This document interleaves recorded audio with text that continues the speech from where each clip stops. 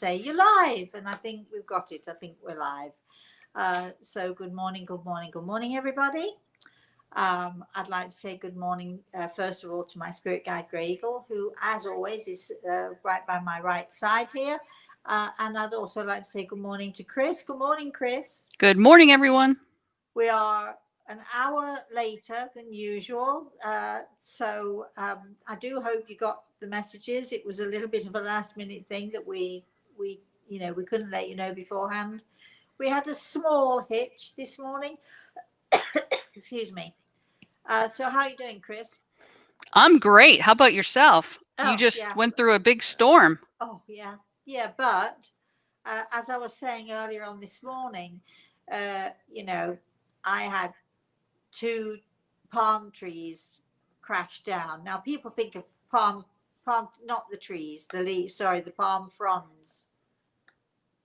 Boy, that sounded so dramatic then for a minute, didn't it? The palm fronds. And the palm fronds sound like nothing at all, but they are very large when you see them on the ground. They're very large, very heavy. The stems are huge, very, very heavy stems, at least that wide. They could do quite a lot of damage. And so I had 2 of those come down. One in the night, just as I was putting my head on the pillow to go to sleep, I had a big crash against my bedroom wall, and it turned out that the palm frond had been blown, snapped off of the palm tree and landed on my roof. It could have done so much damage, but luckily it did not.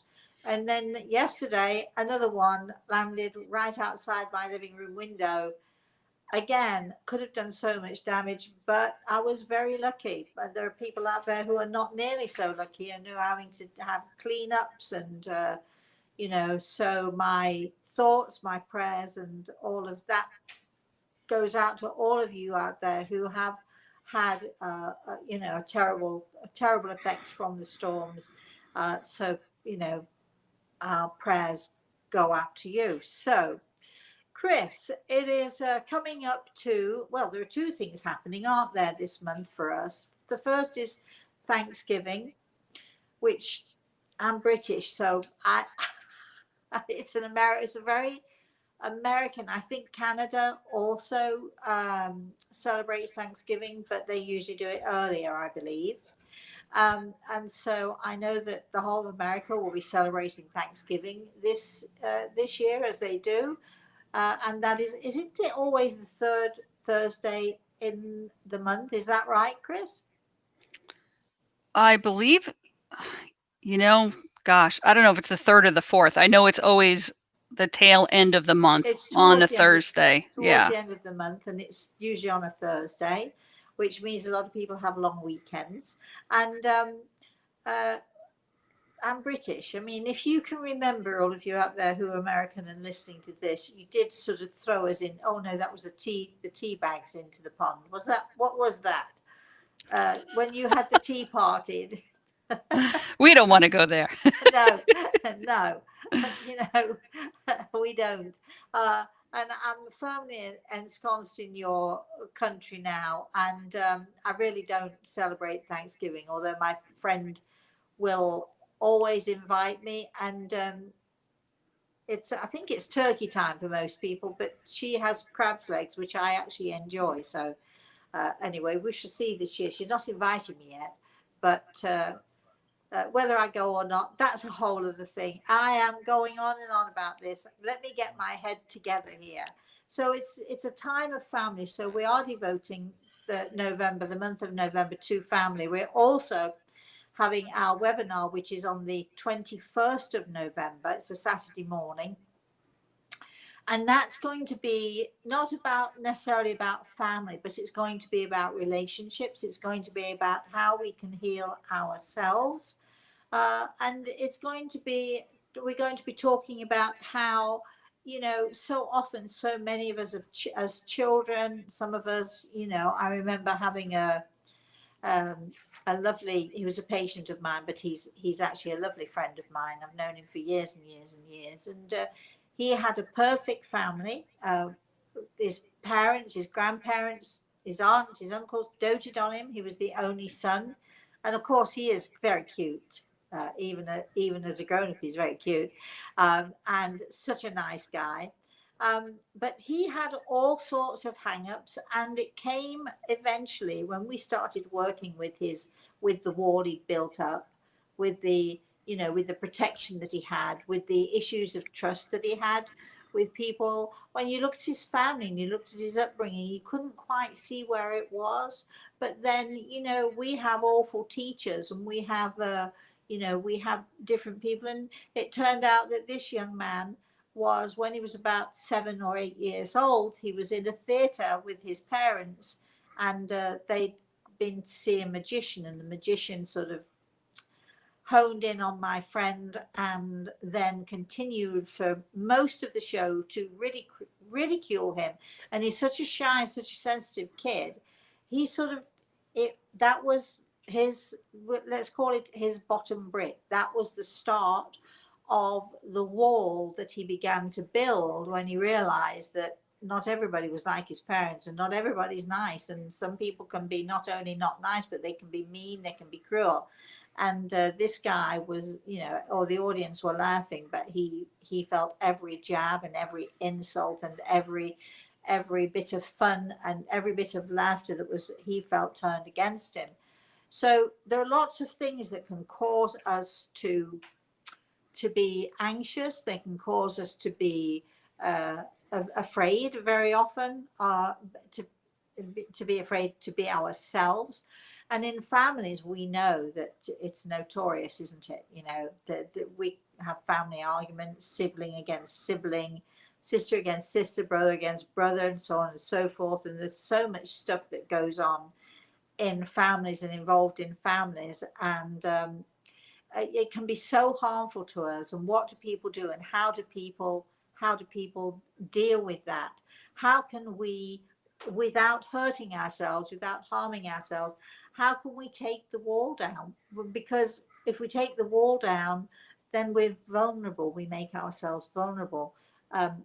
Is it better to keep the wall up and not be vulnerable, or but be trapped and not be able to be yourself around anybody, and not be able to communicate fully with people, especially the people you love, especially the people you care about? Is it better to keep the wall up, or is it better to dare to take the wall down gently and carefully? And that is our subject of our webinar on the 21st. I'm going to give people tools. I'm going to give people suggestions and help and exercises, so that you don't, you know, you don't need to be with somebody like me. You don't need to go for therapy. You can do it yourselves.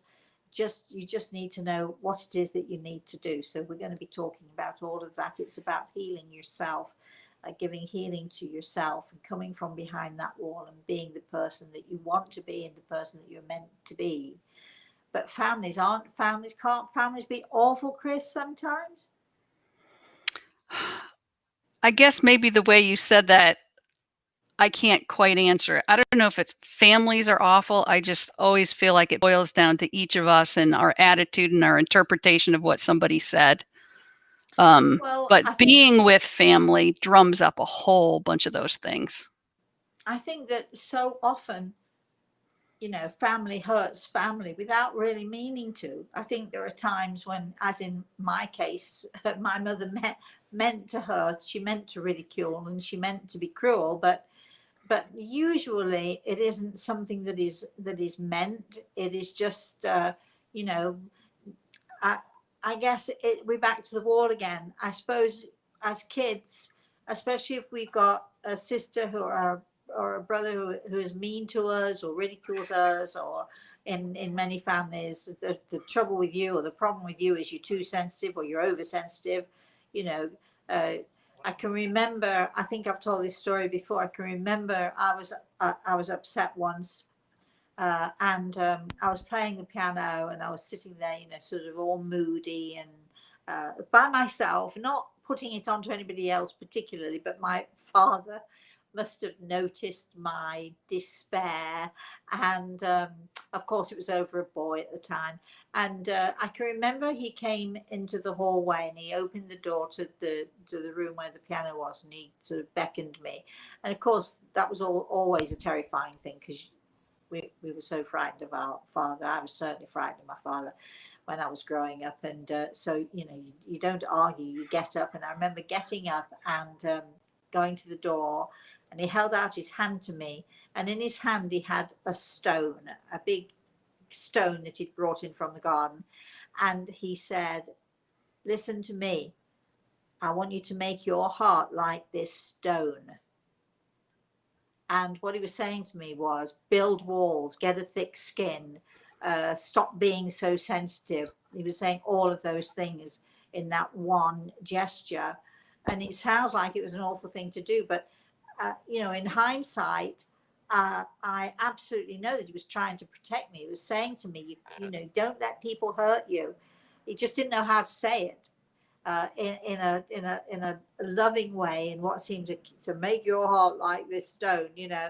So basically what he was saying is, hey, toughen up, you know, get a thick skin, don't let people hurt you. But even as he was saying it to me, I remember looking down at the stone, and even as he was saying it to me, I knew that it was wrong. I just knew in my soul that the advice was not good advice. But we do that, don't we? In a work situation, in school, where we come up against bullies, we try to make ourselves, you know, get a thick skin. We try to not let it bother us, and the bricks build, and we're suddenly behind the wall. And so, you know, what with family and with school and with the workplace, in other words, life itself, it's so easy to build a wall. And unfortunately, that means then that we don't trust. We find it difficult to trust. We find it difficult to communicate. We find it difficult to tell people what it is we're thinking and what it is we're feeling. And that in itself creates all sorts of issues. Right, Chris? Absolutely. Okay. So let's stop talking about it, and let's do we have any questions or comments? Well, I can see that we do. So Yeah, I'll start with a few comments. Mark's on, he says, it's so glad I didn't miss this. I'm so sorry for the storms hitting your area. Just glad you and your home were not offered up to Mother Nature way of moving things around. And Karen, who's also in Florida in Bradenton, says, we came through the storm okay. The sun's out shining today. Yes, it is. And Dean is saying, tell Rosemary I have been having a daily conversation with my Christmas cake and feeding it bottles of brandy. I thought that soda was going to come out a different way. I do hope that he's not feeding his cake daily. I hope you're not feeding cake daily, Dean. Weekly is a good thing. He said, just kidding. I know. I'm keeping my fingers crossed that his cake is good. Definitely. Karen says, I miss your healing videos, Rosemary. Is there a way to find them or purchase them? They are coming back. They are coming back. You can go, if you go to YouTube and you go to my channel and you just look for Healing Hands Around the World, and you'll find them all. I promise they are coming back. It's just that we have so many things going on.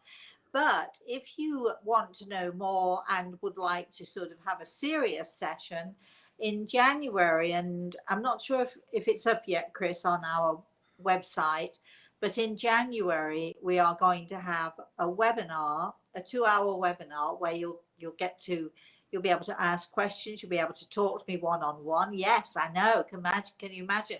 It won't be somebody else reading your question. You have an opportunity to actually talk to me yourself.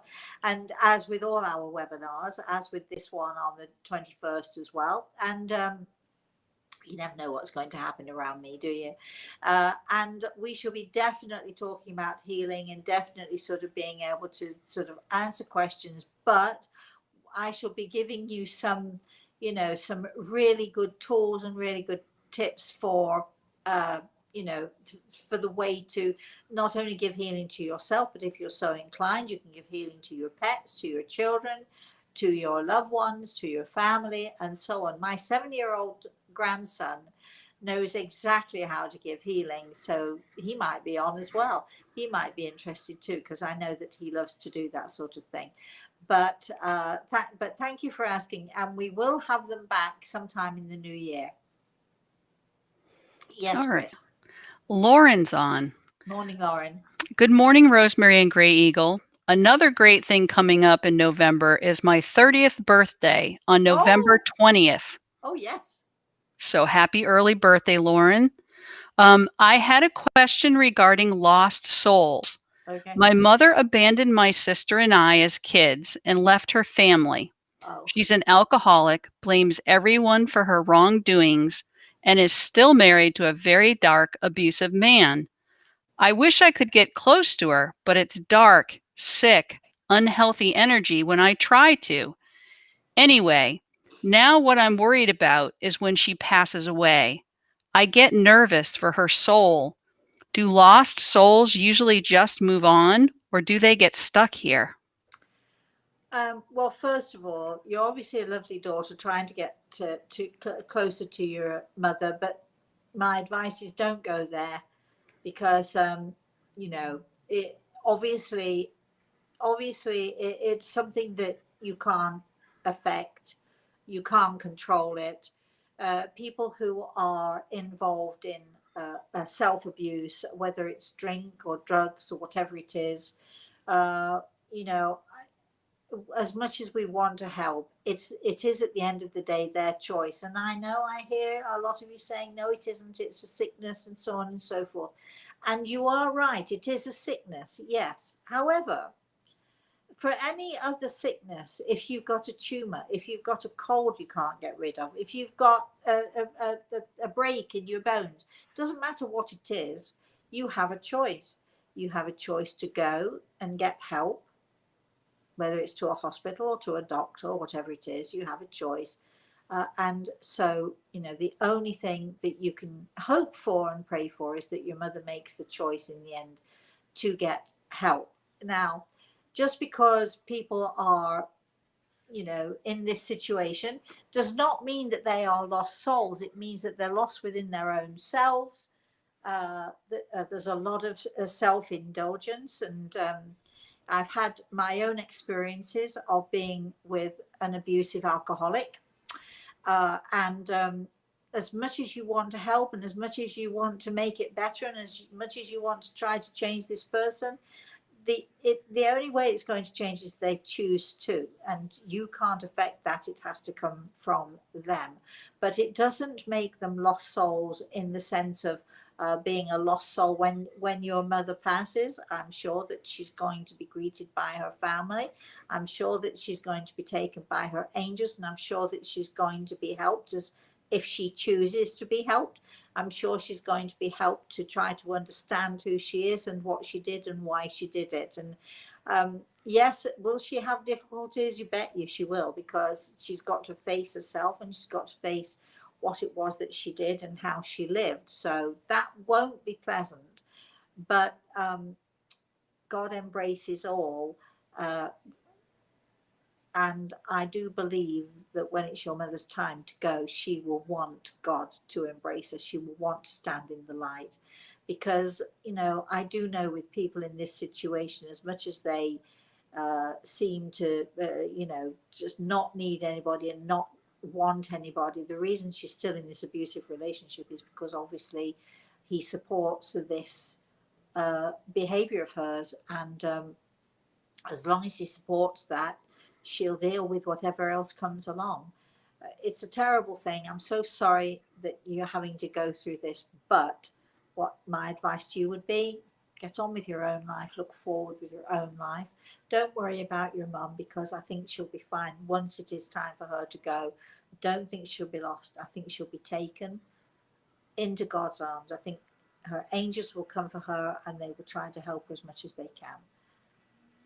Okay, Chris. Jacqueline Ivy is asking, do you see people in the spirit world like you see people here, or do you see them in your third eye? No, all right. I see people, you know, there are bones of contention here. I hear mediums who say, oh, people don't have bodies. They're just, you know, you just see the face or they float or something like that. And I heard somebody actually say once on a TV program, oh no, spirits don't have legs. And it was awful, really, because for me, because for the next several weeks, anybody I talked to in the spirit world would just show me the legs and say, hey, we have legs. So when I see people, I see them very much as they are. Sometimes I see them, for instance, if somebody has died and been ravaged, or their flesh has been ravaged and they look dreadfully ill or so on, I won't see them like that. I will see them well and healthy, but nevertheless, I will see them as people. Sometimes, though, sometimes I'll see people like as clearly as I can see myself on this screen. Sometimes not quite so clearly if they're at a distance, or if the connection between us is not as clear as I would like it to be. But they very much, when we pass into the spirit world, we take with us what is known as the etheric or spirit body, the same shape, the same size, but it is the vehicle that holds our soul. It is the vehicle that carries our soul. And it is that vehicle that we use when we move, when we travel through time and space, and when we go into that amazing place. Some call it heaven, some call it nirvana. Doesn't matter what we call it. It's just a place where God is. We are embraced. We see our family and friends. And when I say we see them, they are. I've been very fortunate in that I've a couple of times at least, maybe a few more, I've been with someone when they have passed. I've been there waiting for them as they come through the let's say it's the tunnel, and I see them as clearly as I see you or me, or I see them as clearly as I see anyone else on this earth. Good question. Right, next. Love Life is asking, may I ask if my grandma, who just passed away, has a message? I'm looking to Grey Eagle, and not at this moment in time. And of course, you may ask, and you just must keep asking. I know that we had somebody who was quite funny, really, every week asking a similar question about someone who she loved, and it was no and no, and then all of a sudden it was yeah, okay, we've got them here. So no at the moment, but I'm sure that she's safe. I'm sure that she's well. Okay, Chris, what do we have next? Ravi. Hi, Morning. Rosemary. Hi. Hope you are doing good. I am. I am planning to leave my job in 2021. What is the view of Grey Eagle on it, and what are my options once I leave my job? I'm asking if he wants to comment, if he has any comments, and he has put his hand on my shoulder. So,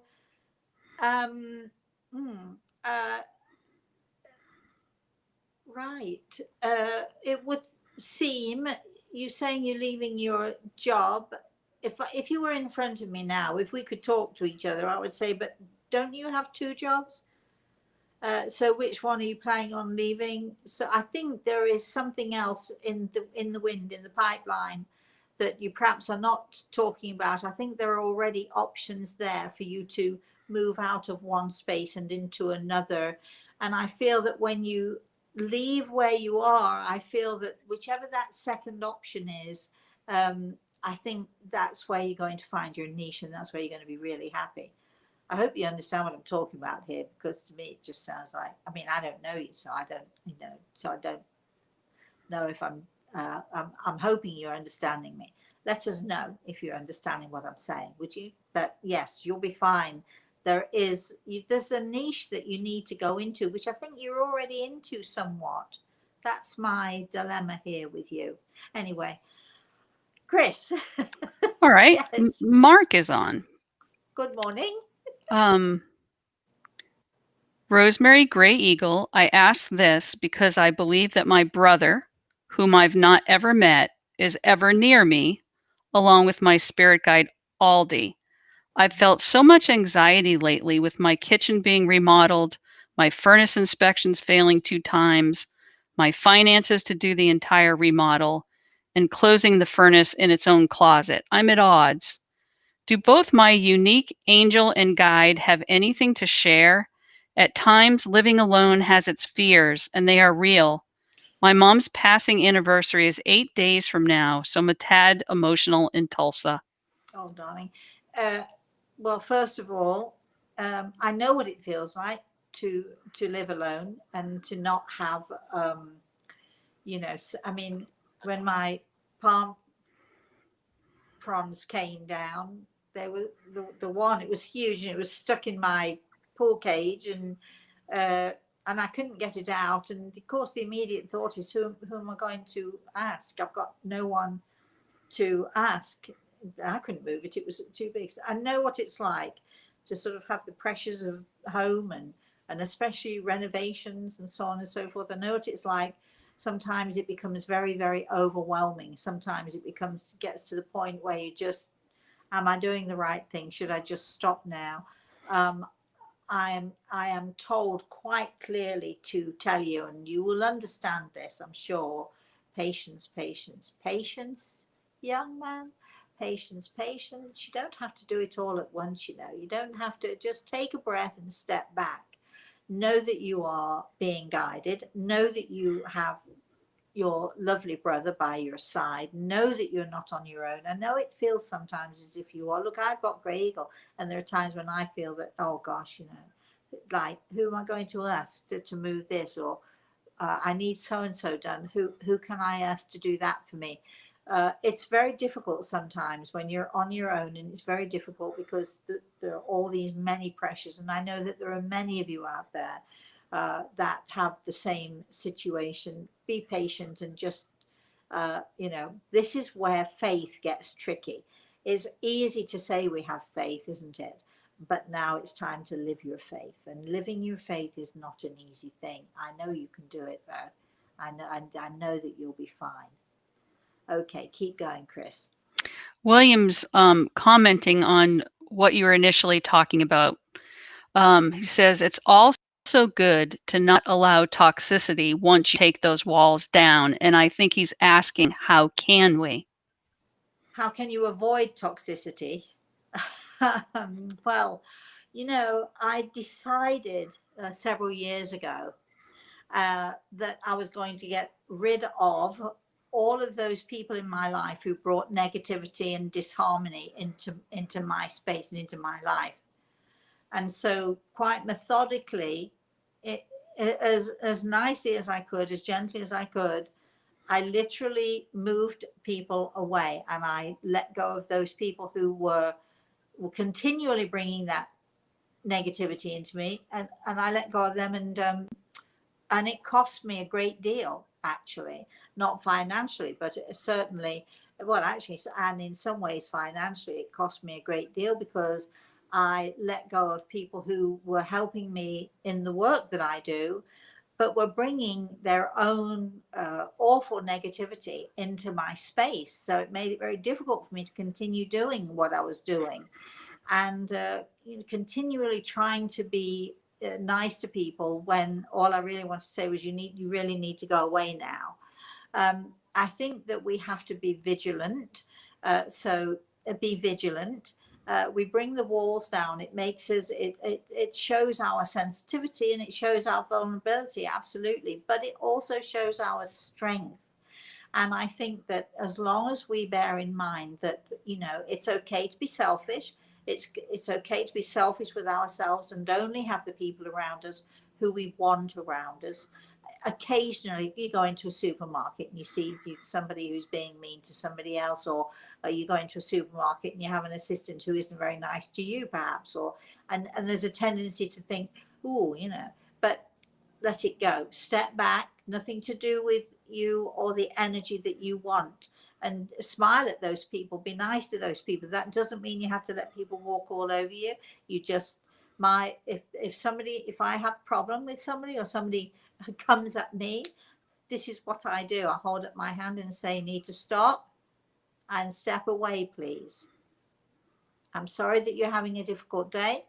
I'm really sorry that that you have a problem, but you need to back away from me. And then you turn and walk away from it, because you can't afford to let the negativity of other people destroy you. And I say to people all the time, people can only do to you what you allow them to do. I shall say it to you again so you understand what I'm saying. People can only do to you what you allow them to do. So if you find yourself in a situation where there's arguments or meanness or whatever it is, the negativity, it's because you've allowed yourself to be in that space. You don't have to fight with people. You don't have to argue with people. Just move away. Either leave the house or leave the room, or just and don't leave it in a temper. Don't leave it saying I'm never going to talk to you again. You just, I'm really sorry, but right now I'm not going to stay around. I'm not going to put myself in this negative space. So maybe I'll see you later. Bye. And you walk away from it. Because if somebody's arguing, they can only argue with you if you're standing there letting them do it. So, I love you very much, but I'm not having this. Occasionally, mothers and daughters, I'll get into it with my daughter. She's a sweetheart. She's lovely. We have a great relationship. Every now and again, if she's having a bad day or she's got strep throat today, she's not feeling very well, I'll say, well, okay, I love you. I'll call you later. And she knows that what I'm saying is, no, you're not bringing this into my space.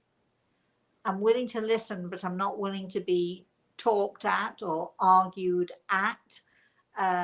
So you just have to be very vigilant. But don't worry about the vulnerability, because once you accept that you are vulnerable, then you also accept that you're strong enough to be so. Okay? Chris.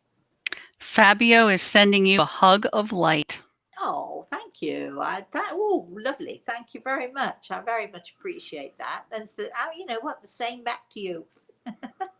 Mary says, I've had a lot of tragic things happen very close together, from getting bed bugs to having emergency hernia surgery. Can you ask Gray Eagle if he has any advice for me? Wow. Well, it sounds to me that the biggest culprit, I mean, I'm not speaking to the bed bugs now, but the hernia and all the rest of it, the biggest issue I think you have is that you're taking it on board. You're taking all the stress on board. You're not dealing with the stress. It's just piling on and piling on and piling on until you feel weighted under it. So I would suggest, my lovely, that you find either some sort of guided meditation. I have mine, and they are out there. And the first one is called "Give the Gift of Healing," and there are four or five of my guided meditations. If you want to know more about that, just email the office, Rosemary at rosemaryaltea.com. You may just sit and play some nice music, or just sit and knit and chill out and let go of the stress, because it sounds to me that the real issue is not necessarily the bed bugs, although they're not nice, and not necessarily the hernia. It sounds to me as if you really need to learn how to give healing to yourself and how to relax. And a great meditation or great music will help you to do that. And do not tell me you don't have time. Don't go there. It's like, I heard you there. Don't go there, because we're talking about maybe a 10 to 15 minutes once in every day. Everybody can find the time. If it's important, you can find the time. Please find the time. Okay, Chris. Barb says, good morning, all. Good morning. After knowing that spirit sees and hears all, Mm-hmm. I had some hurt feelings with his family and spoke of it. How do I get forgiveness from him now? I'm tormented. Oh, you're looking for forgiveness? We can forget that. Oh, this thing about forgiveness. Chris, did we have a conversation about that? Or no, it was with my friend Violet. I was having a conversation about forgiveness, and Violet is very into forgiveness and trying to forgive people, but also, you know, the sort of wanting forgiveness for herself too for various things. This is my take on it, which you may not agree with, but I really feel that, excuse me, in order to forgive somebody, you first of all have to judge them for whatever it was you think they did to you, or maybe they did do to you. Nobody's suggesting that you're, you know, you know, it's an imaginary thing you're looking for, you know, for. So it's much as much as I know people want forgiveness, or they want to forgive somebody, whatever, to be forgiven. When we start this forgiveness thing, we go down the road of, first of all, before you can give somebody, you're judging what they did, or you're judging what you did, and you're making judgments, and you're making judgment calls. And I personally think that we can't really make honest judgment calls, because we don't know what caused that person to be the way they were. We might know what causes us to be that way, but maybe we prefer not to face who we are. Again, we're talking about this, the brick wall that's up, the poison that is fed into us from being very, very early, little drops of poison when somebody's mean to us or cruel to us or does something nasty to us. I feel that it is much more important, and certainly for you, my darling, but for all of us, I think it's very, very important that you stop looking for forgiveness and you just simply hope and hope for acceptance, because you are who you are. We all make mistakes. We all may have made mistakes in our past. Our loved ones in the spirit world, yes, hands up all round, have made a trillion mistakes, and they're not looking to be judged for it, nor should we judge them for it. And the same in reverse. We are not looking to be judged either. We are human beings. We make mistakes. If we can simply look at the people who have harmed us or who have damaged us or whatever, in whatever way, and just simply accept they are just little human beings, the same as the rest of us. They are little human beings who have made mistakes. Accept it, accept them for who they are, and stop looking for more, because that's when you get tied up in knots. You know, as I'm talking to you, and I'm talking to you personally, I know that there is an enormous acceptance of who you are from your loved ones in the spirit world, a huge acceptance of who you are, because yes, did you make mistakes? You betcha. Did you say things you really wish that you could take back? Absolutely. Oh gosh, that makes you human. So they accept you. I accept you. You need to accept yourself, warts and all. You know, there is a guided meditation that I made with Grey Eagle. You actually can find it. If you can't find it, just email us, Rosemary at rosemaryaltea.com. And it's called Not Perfect, but Yet Still Beautiful. And this was inspired. I was coming out of my driveway. I was living in England at the time. It was a lovely sunny day, and I decided I'd go for a walk. So I came out of my house, and I was walking up the driveway, and I had to stop dead in my tracks, because there was this most beautiful, beautiful butterfly, and it was whizzing around and around and around and around my head. It was beautiful. It was absolutely glorious. And all of a sudden it landed on my sweater, and I looked down and I realized that the wing of the butterfly was badly torn. It didn't stop the beauty, but I remember Grey Eagle whispering in my ear, you see, not perfect, but yet still beautiful. And that is all of us. We are not perfect, any of us. And when we pass into the spirit world, there'll be opportunities for you to, you know, if you want to get together with someone and to put things right, there'll be those opportunities. but it's about acceptance. And so you need, all of us, we need to understand we are not perfect, not one of us, but yet as the butterfly, yet still beautiful. I hope that helps you. Yes, Chris. Adrian's on. Yes, Adrian. Good morning. My dad started dialysis a few weeks ago. Oh, Do you see this helping him and making him feel better for the rest of his life?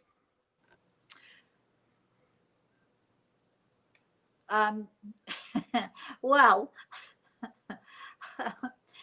if he stops being so stubborn, I think you might get a lot of benefit from him. Yes. I'm told he's lovely, but he's got a very stubborn streak. And who's talking? I put my hand up. Somebody said to me the other day, "Oh my goodness, you are stubborn," and they were right, and I am. Especially when it comes to hospitals, doctors, medications. Chris, you're probably laughing because you know how stubborn I am in that regard.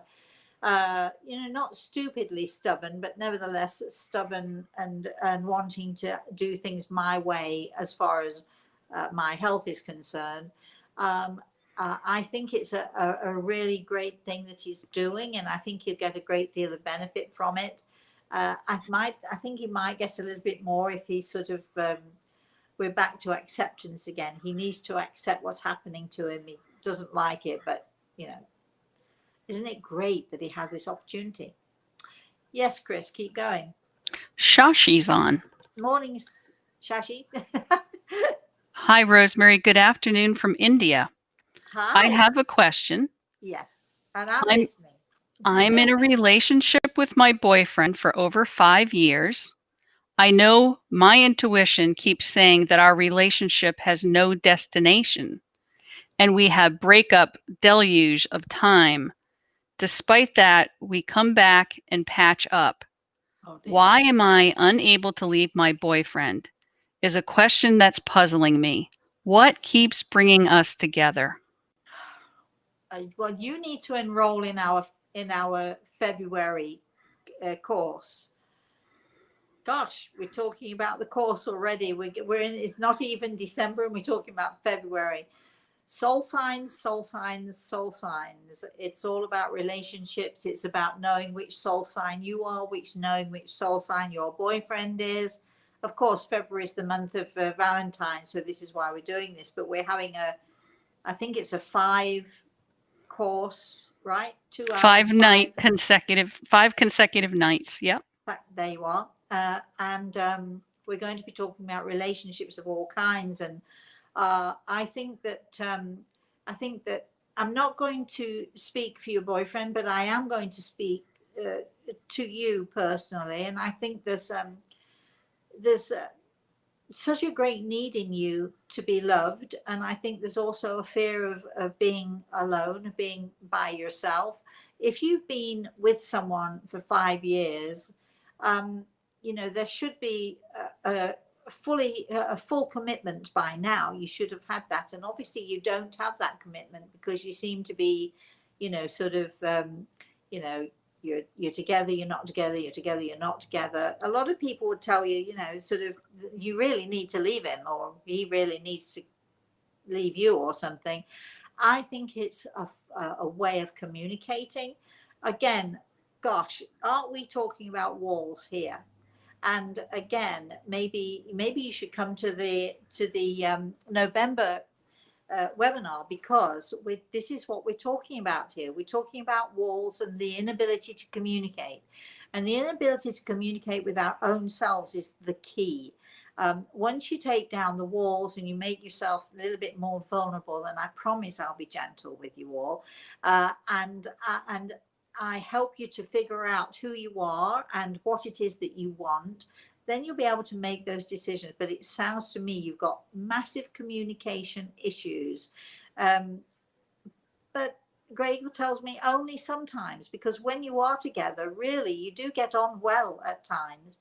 So what are the issues that drive you apart? Is it because you do not fully understand that the soul sign that he is behaves in a certain way, the soul sign that you are behaving? You can't help it. you know, we are born with certain energy, and that energy leads us to behave in certain ways.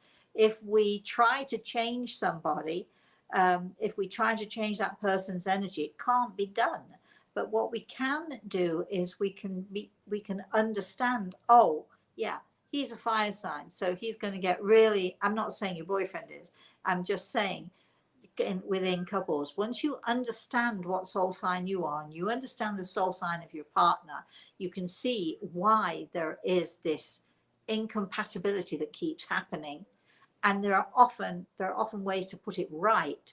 Sometimes you're absolutely with the wrong energy type. You're going to make a mess. It's not going to work no matter what you try to do.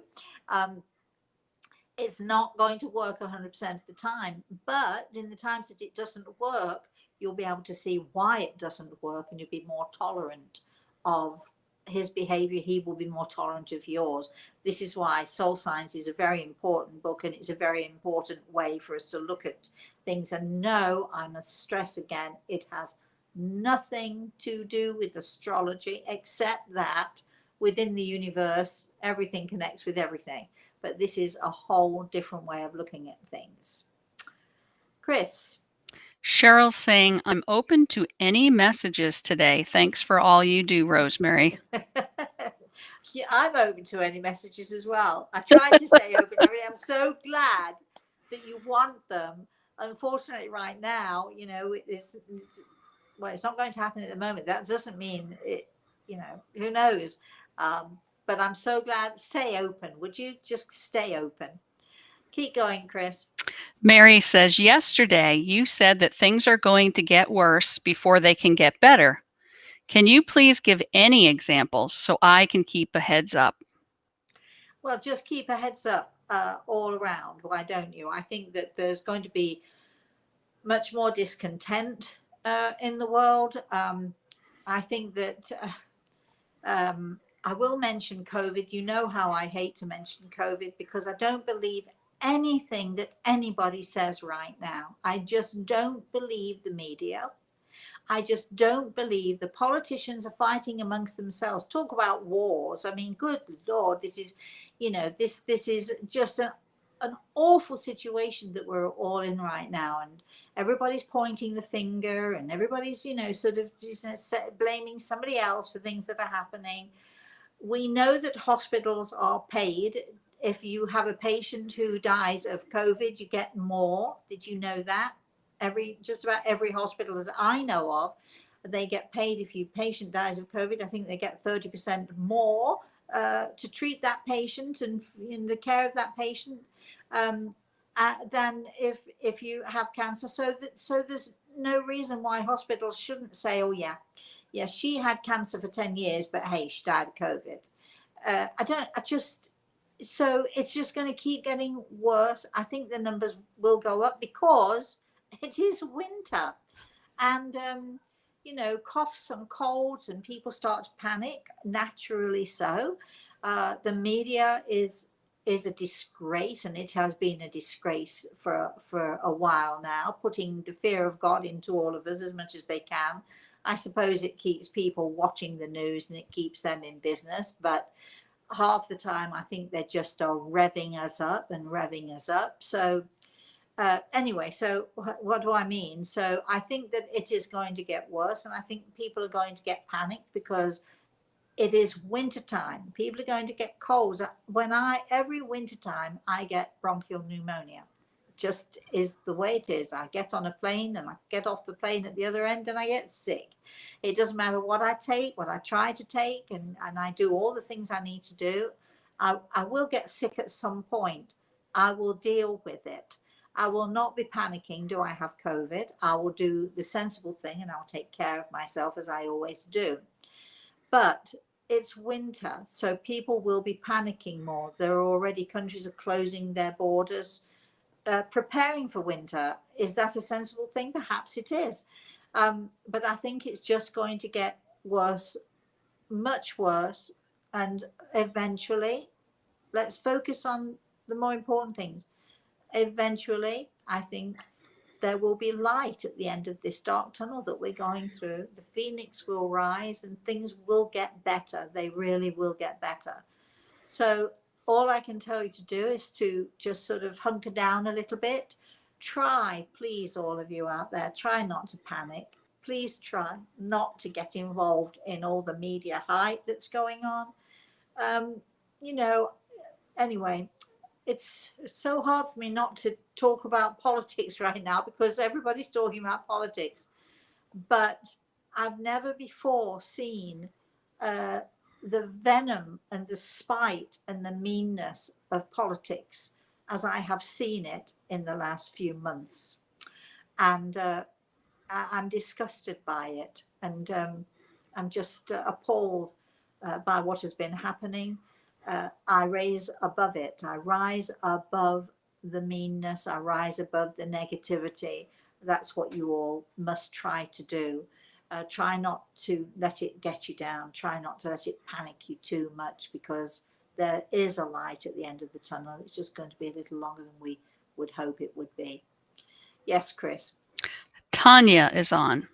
Good morning. Hi, Rosemary. I have just found you today from a Google search as I am reading your book. I have been feeling my partner around lately. The 28th is the anniversary of his passing, and I got to wondering if I will ever find out who was responsible. Is there anything you can tell me? You know, I'm glad you found me. I hope you're glad you found me.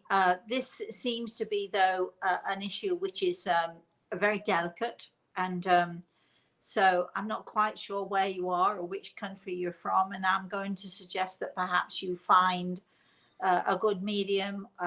You might want to book a consultation. I do consultations, but wherever you are in the world, you know, maybe that's the way you should go, because it seems to me that there are a lot of issues that that need to be thought out. And I'm very, very careful. I am not one of those, I'm using the word loosely, mediums who will say, oh yeah, don't worry, it's, yeah, or it's this or it's that or this is, I'm not glib about it. I like to think about it. I like to talk to people in the spirit world. You know, if you made an appointment with me, what I would be doing is, and I'm suggesting that this is what you look for, not necessarily with me, but with somebody else. You want somebody who's going to look for your partner and see if they can talk to your partner and get the whole, you know, get it sorted out. Not necessarily an easy thing to do, and there are never any guarantees, but that's the way I suggest you go, because I think it's far too complicated an issue to deal with here. Keep going, Chris. I'm going to mess up the pronunciation, but Zaz's, Z-S-A-Z-S. Hello from Sarasota, Florida. I have been seeing flashes of light and shadows in the corner of my eye from time to time when I'm alone at home. I am not sure as what I am seeing. Do you have any special hints that may give me help to figure out who is trying to get my attention? Well, obviously somebody is. You do know you only live a stone's throw from where I am. You're just up the road from me. So that's interesting. I don't think we've ever had anyone from Sarasota, Florida before, but you're not very far away from me.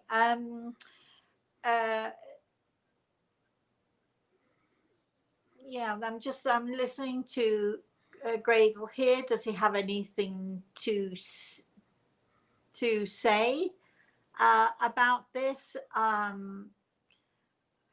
You actually, I'm told that you actually have one or two. I'm sure you have more than one or two people who are connecting with you, but I do sort of, and I'm going to give you this vaguely. I'm sorry, that can't be sort of too precise here, but I do feel that there is, I feel like a fortune teller. I feel like I'm giving this too glibly. I wish I could give you something a bit more, but I feel it's a mother or grandmother figure who is close to you. But I also feel that there are other people who are really important to you too. And I think basically they're just wanting to come and let you know that they are okay and that they are with you. I wish we had more time for this, but we don't. So moving on, Chris. I'm just giving you a heads up of time. We have about 3 minutes before 1 Yeah, I o'clock. thought so. Yeah. Okay. All right. So Suzanne's saying, "Hi, Rosemary. In my Hi. life, I currently haven't lost anyone close I've known. Do I have someone from the spirit world visiting me sometimes?" Well, just because you don't know anyone doesn't mean that they're not there. And yes, absolutely, you do, without a doubt. You know, we all of us have our angels. We all of us have our loved ones in the spirit world. We all of us have our family. It's interesting because sometimes it might be family that we never even heard of. You should read The Eagle and the Rose and read the story about Martha. And that will tell you that even though you don't know them, they are there with you and they are watching. Yes. Chris, keep going. Bright Star says something about our daffodil. I can't wait to find out. Love from Holland. So this probably has to do with soul signs. Yes, it does. Yeah, we liken in soul signs as Grey Eagle described it to me. And again, we are doing our 5 nights, 2 hours a night. We're having this like a 5-night lengthy seminar. We're going to be talking about soul signs, which soul sign you are, which soul sign you're compatible with, soul signs in the workplace, soul signs in your family, who you connect with, who you can connect with best, why your mother prefers your brother to you, why your father, you know, gets on with you better, etc. All about compatibility and energy. And what we do is we liken our, you know, soul signs to different types of daffodil, because the soul is like a beautiful flower bulb. And you know, we come to this earth, we put our roots into the ground, and then the bulb is fed and nurtured, and the more we nurture it, the more we feed it, the more the bulb is likely to flower. And that flower is what we call the spirit, or the aura, or the energy field that surrounds the soul. And as the soul grows and becomes more enlightened, then the spirit, or the flower of the soul, becomes more and more beautiful, like the daffodil, like a beautiful golden daffodil. And each soul sign is like a different daffodil species. So daffodils are very important to us. We can actually look at certain daffodils when we know what our soul sign is. We can look at certain daffodils and we can visualize the light and the brightness and the beauty of our soul. I think that's what I'm hoping. I think that's what she means. Yes. RT's asking, Hi. where does Gray Eagle's name come from? And does he have other names? I was just going to dive in and answer that. Sorry, I'm not going to answer that. Greg is going to answer that. No, he does not have other names. And right, so, and you need to know a little bit about tribal systems in the Native American culture. At each stage of a person's sort of development, sometimes it's age, sometimes it's the wisdom, sometimes it's, you know, the development of the child. They are given different names, and this is his given name when he was here on this earth. I don't want to talk about him as if he's not here. He is an Apache. He is a shaman, and his name was given to him. It basically is, you know, it's basically means that he is able to soar, that he's able to fly, that he's able to see with the eagle eye, that he's able to see so much more than most of us can see. So the name seems to be very apt for him. There are in other Native American cultures, there are other gray eagles.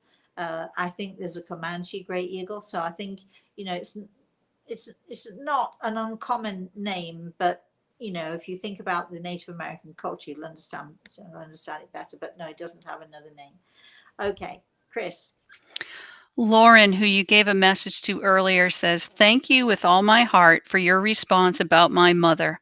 You put my heart at rest, and I deeply appreciate it.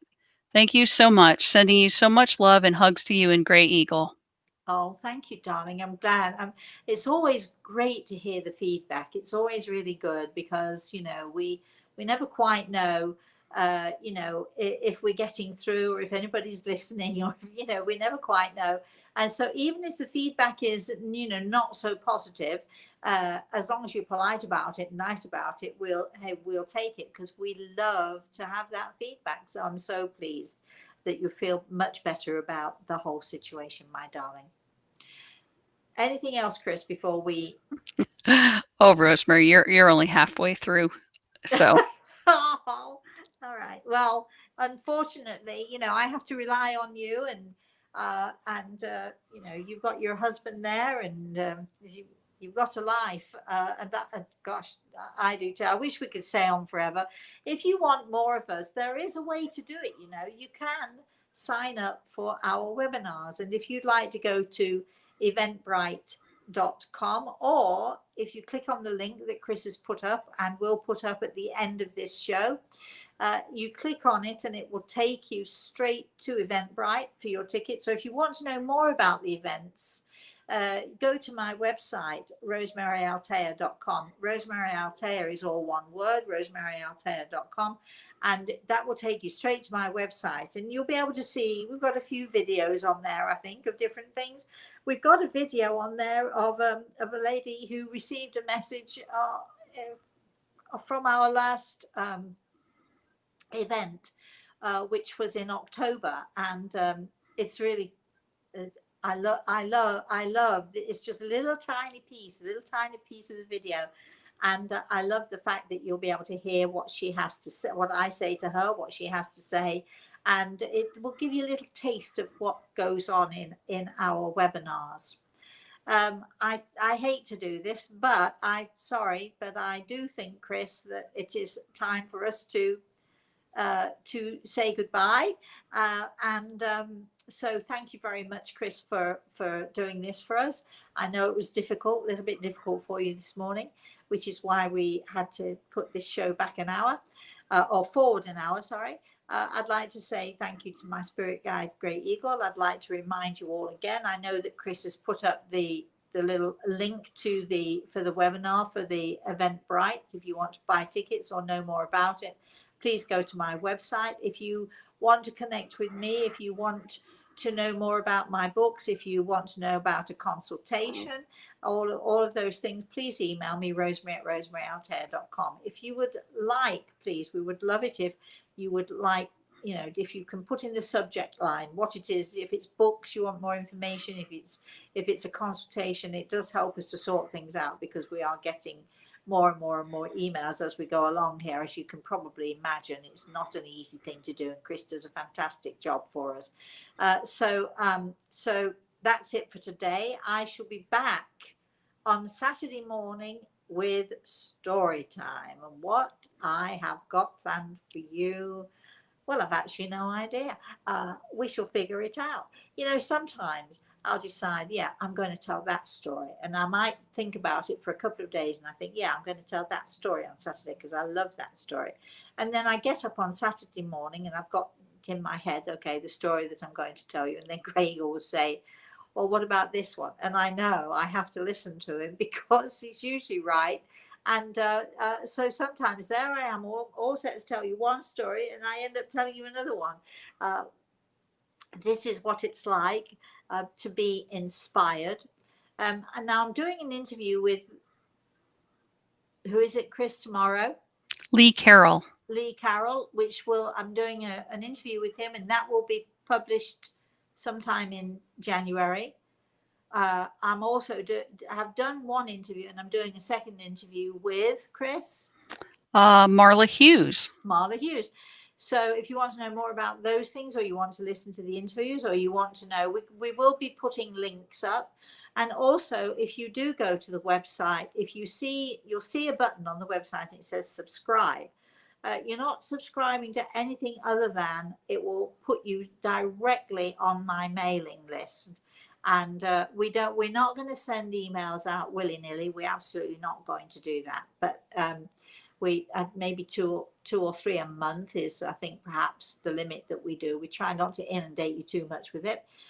There is a little video that, did you put it out last night, Chris? Or Yes. were you able to manage? So there's a little video with